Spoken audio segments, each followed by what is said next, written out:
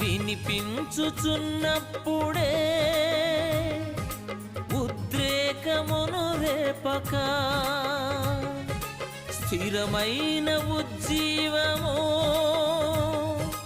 లోలోన రగిలించని నా గీతం ఆత్మలను నీవైపే ఆకర్షించని ఆదరణ కలిగించి నీలోనే ప్రహర్షించని